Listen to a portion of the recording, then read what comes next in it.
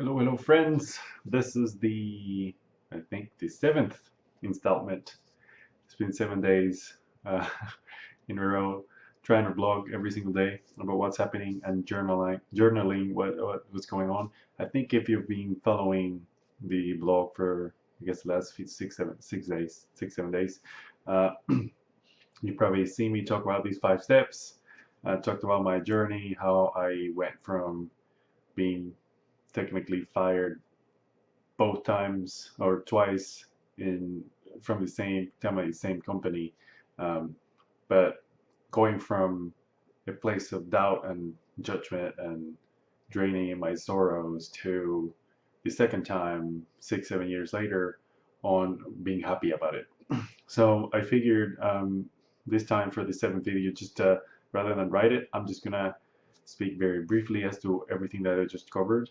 um, so I came up this process, this journey of transformation from doing a lot of things, succeeding, and then almost quickly failing, hitting bottom, doing something that I thought I loved and I thought I liked, but it was really more based on what other people told me, or what I thought other people wanted me to do in order to be successful, including my parents. Uh, and then going through that process of transition, okay, finding myself and starting to do things intentionally as to the things that I wanted to do, I came up with the 5 steps. And I realized that in order for me to find out, like, that was probably the first email was, in order for me to get back on track, to get back into what I wanted to do, the first thing I needed to do was throw all the cards on the table. So I say challenge, passionately challenge everything, everything I think I know about whatever the subject might be. It could be leadership, it could be life, it could be something else. I think the 5 steps apply to anything. So I I started thinking of this as, if everything I know and everything I think I need to do in order to succeed, and everything I need to know about myself in order to succeed, I think of it as a deck of cards. I'm just gonna take all those cards and throw it on the table, and then say I'm just gonna start over. And pretty much what happened was, okay, for the second step, the step 2 was, okay, I'm just gonna pick the ones that I think, that I actually feel, sorry for using the word feel, but feel are in alignment with me. Things that I absolutely think, okay, I'm excited, and this is in harmony with who I am, who I believe to be, and who I actually want to become. So I started addressing things like, okay, do I really love this, or am I using it or doing it because somebody else told me to, and I'm just afraid that they're not gonna like me if I don't do it. So if I really enjoyed doing a certain thing, whether that's, something related to what I value, or something related to my skills, my talent, or how I wanted to use that. So I started thinking about purpose. What is my purpose? What is my dream? What are the things I value? What are the things I love to do? What are the things I dislike? How would I like to help the world? I started to think all these things, and then I picked up those cards, for those activities and things that I liked and disliked. And that's when I started then saying, okay, I think I have a new hand to play. Now it's time to go play it. That's step 3. So step 3 was all about sharing my message, and I was more intentional about it. So the very first thing, I don't have the book with me, but the very first thing I did was go through the book, The 15 Invaluable Laws of Growth, and I pretty much studied it and applied it as I went through it. I think that was the first book that I actually facilitated in a mastermind type thing, where I was just saying, hey, we're gonna go for 15 weeks. We're gonna do this book because there's 1 week a chapter. We're just gonna discuss it. We're just gonna learn with it, among each other. What do we think? What do we struggle with? And that's how I started kind of like sharing my message, in a sense. And I remember some of these meetings, I actually got not forceful, but it was just more like I started challenging things like, well, what do you think that? Like, what's your intention behind certain things? And I probably hit a few nerves somewhere along the way. But that was fine, because I started discovering, that helped me discover who was always going to be a critic and who was going to start being a supporter. And I started to notice the polarization of things, the critics that I had before started criticizing even more. The ones that didn't like me just started moving away, and then just figure out different ways to like bring me down, shut me out, shut me off, ignore me, and things like that. I mean, it hurt. Uh, I can't say it didn't, but it did hurt a little bit, and it kept hurting until I actually learned, this is not my crowd. So I learned to filter the critics. I learned to filter the things that negatively spoke to me or about me, and that was step number 4. So I had to learn to filter all these things, and especially I had to learn to filter my own voice, because there's nothing somebody else can tell me in terms of judgment that I haven't told myself.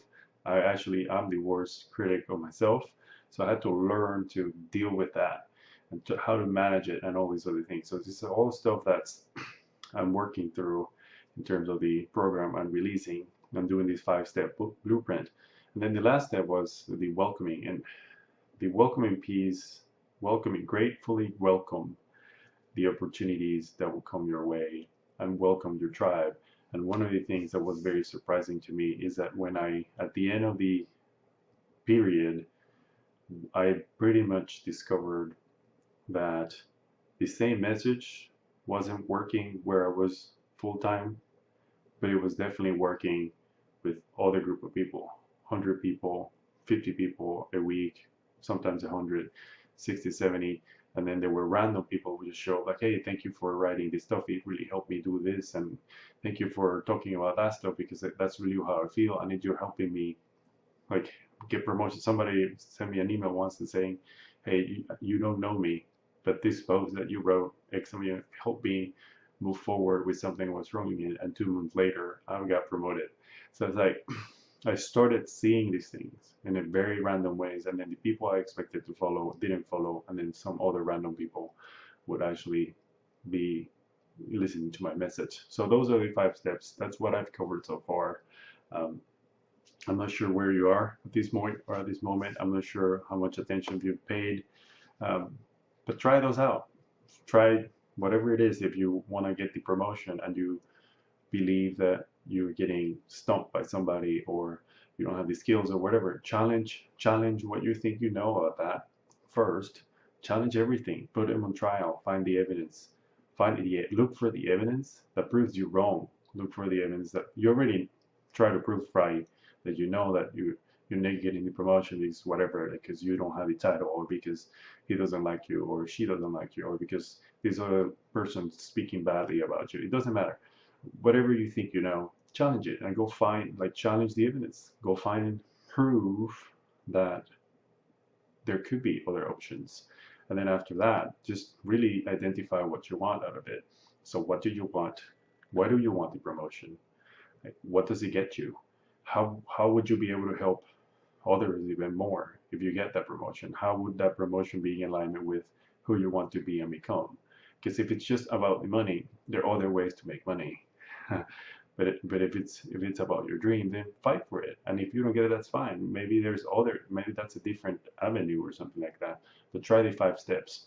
Challenge it. Claim your space. If you need to claim your space, share your message, and you need to figure out how to get a promotion, go talk to the manager and ask him, what am I missing? What am I missing to get this? Because I need to let you know and show you that I can do this, and I deserve to get this role either soon or at some point in the future. And then pay attention to the critics yourself. Who's gonna get feel envy on you, and whatever other things, filter them out. If they don't know, if they haven't succeeded in some of the stuff that you're trying to achieve, why are you listening to them? It's just, if they're not successful in what you're trying to accomplish, their feedback doesn't really matter. If they simply just like to complain about everything you say or criticize you, it doesn't matter. Look for the feedback that does matter, that helps you get better, that is from people that really believe you can do whatever it is that you want to, and listen to that. And then the other one is find for different opportunities to get that promotion. Sometimes the opportunities are not straightforward. Sometimes it just means you have to move to a different department. Sometimes it means that you have to volunteer for something that is not in your role. Opportunities are going to come. You just have to be on the lookout. It was probably longer than I expected. Hopefully these add values to you. This is my journey for now. and I think tomorrow I'll talk about um, what I'm planning, and then just keep expanding on some of the ideas. I'll see you later.